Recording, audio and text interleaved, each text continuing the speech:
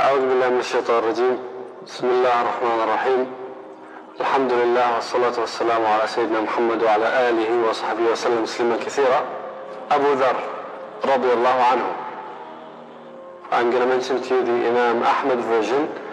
Abû Dhar radiallahu anhu stated that me, my brother and my mother left our land of Ghifâr because our people used to be disrespectful of the Ashhur al-Hurum. Al-Ashhur al-Hurum are 4 months in which the Arabs used to consider sacred, and this would give them a break from warfare. So they would not allow killing, war during those 4 months. And it was a firm tradition among them that you do not break the sanctity of these 4 months. The people of Ghifâr were different. These were professional raiders of caravans. They didn't care about Ashhur al-Hurum and all this stuff. They were Bedouins who would raid caravans, steal, kill, corrupt, and they didn't follow any rules or customs. These were the people of Ghifâr. And they had a bad reputation in Arabia. I mean, people in Arabia knew Ghifâr. These people don't abide by any rules, violent. Abû Dhar radiallahu anhu, before Islam, he disagreed with this style of life. So he, his brother and mother decided to leave Ghifâr, just go out. So they went and they visited an uncle of theirs who used to be a member of a different tribe, and they stayed with him, and Abû Dhar says he was very generous and hospitable to us, very kind. But his relatives were becoming jealous. How come he's treating us so well?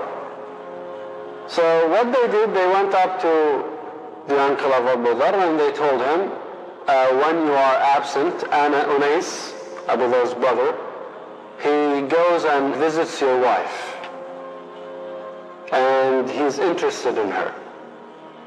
The uncle, quite naively, he went to Abû Dhar and Unais and mentioned to them what he heard.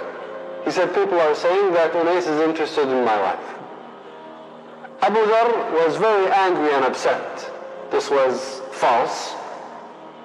He was very angry and he said, all of the good that you have done to us, you have cancelled it. All of your hospitality, your kindness is gone after this accusation of yours. And immediately packed up and left. Abû Dhar said, my uncle was quite sorry and regretful for what he has done, and he wrapped himself in a cloth and was crying. But Abû Dhar said, we were so angry and we just left. And now they settled in a place close to Mecca. Abû Dhar says that my brother Unais went to do some business in Mecca, and he met a man who claims to be a prophet. He met Muhammad sallallahu alaihi wasallam. So Unais came back and he said, I found the man who is preaching a new religion, worshipping Allah alone. Abû Dhar said, and at that time, I have already worshipped Allah for 3 years and revoked all of the worshipping of idols. I renounced it. SubhanAllah, you see these people, their fitrah guides them and tells them that this is wrong, this is false. Abû Dhar says, I have been praying to Allah for 3 years. So Abû Dhar was asked, how were you praying to Allah? He said, I would pray to whichever direction Allah would point me to, and I would pray in whatever way Allah would guide me to, and I would pray at night until I fall asleep, and only the sun would wake me up in the morning. So he would pray. He doesn't know how to pray, but he would pray to Allah subhanahu wa ta'ala for 3 years. Abû Dhar asked his brother Unais, he said, what does he teach?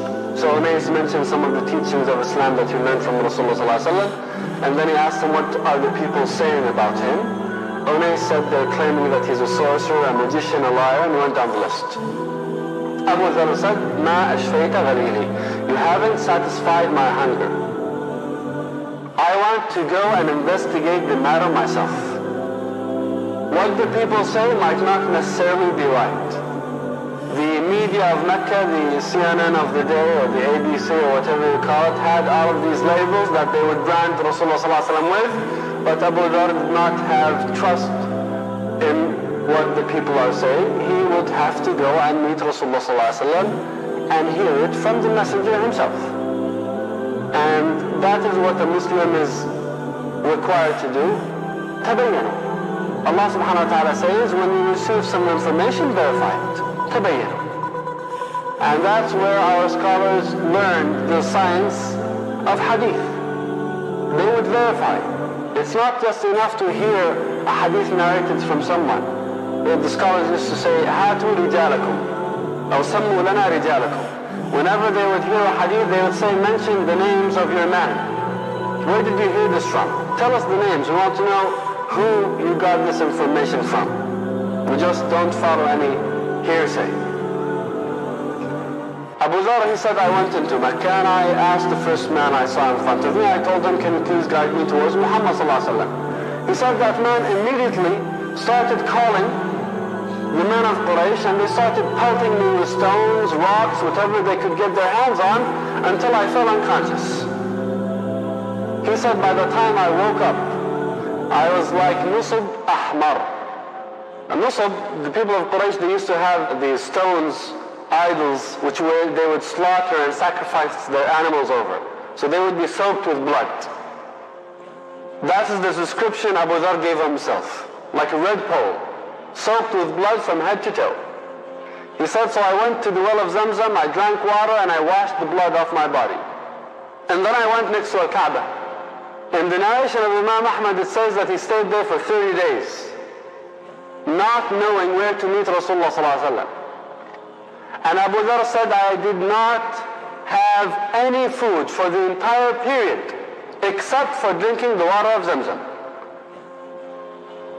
Now, I think physicians can tell us that a person can survive by drinking water for quite a while. So maybe that's not such a surprise, but the surprising thing is what comes next. Abû Dhar said, and I started picking up weight until I was getting folds on my stomach. You know, for them, the Bedouins, they would have flat tummies, and they were very fit. Abû Dhar said, I was gaining weight, and now the flesh on my stomach was folding. You know when you sit down and the flesh on the stomach folds? Abû Dhar states that he then saw two women making tawaf, and they would touch Isaf and Na'ila on every turn. What's the story of Isaf and Na'ila? Isaf and Na'ila are a man and a woman who were in love, and they couldn't get married, and they had an appointment, a date, to meet next to Al-Kaaba. And they intended to fornicate next to the house of Allah. Allah subhanahu wa ta'ala turned them into stones on the spot.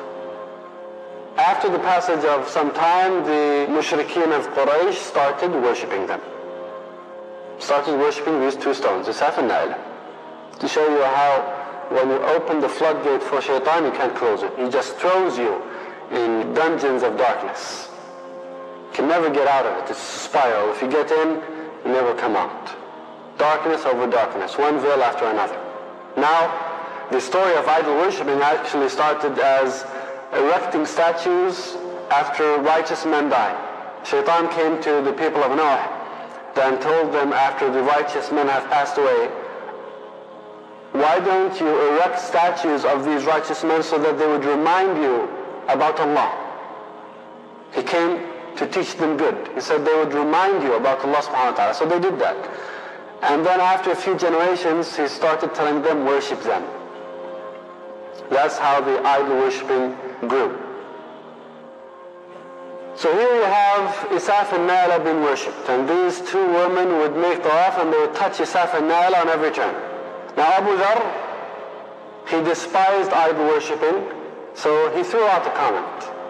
He said, why don't you make one of them have intercourse with the other? Either the women did not understand what he said, or they didn't believe what they heard. They continued. When Abû Dhar saw that his words did not deter them, he threw out an even cruder comment. And I'm not going to mention it. Now the women were sure of what they heard. They immediately just started running and screaming, wailing. down the streets of Mecca. And who did they run into? Muhammad sallallahu alaihi wasallam and Abu Bakr.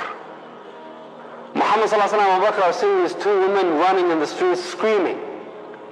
What's wrong with you? They said, that heretic over there.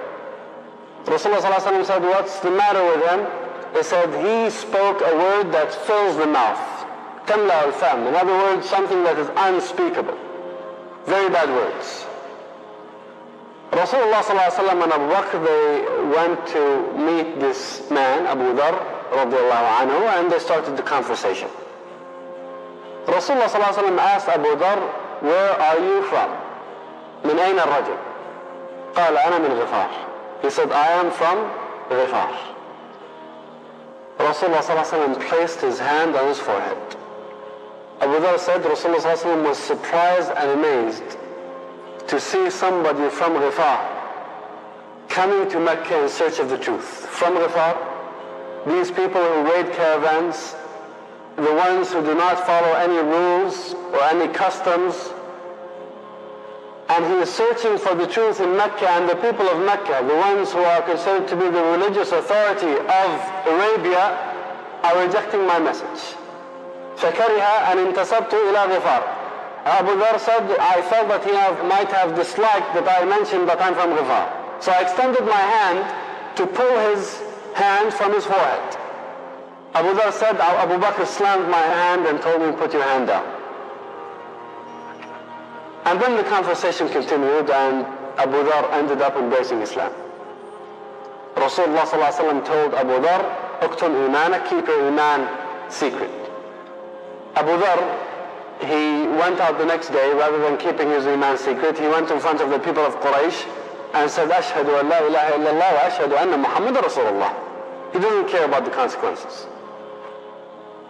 He said, they gathered around me and they beat me up so bad, I was going to die. Until Al-Abbas bin Abdul Muttalib came in and said, do you know where this man is from? Just one question. He is from Ghifâr. Abû Dhar said, immediately they just ran away. What you would see is them fleeing, running away from him.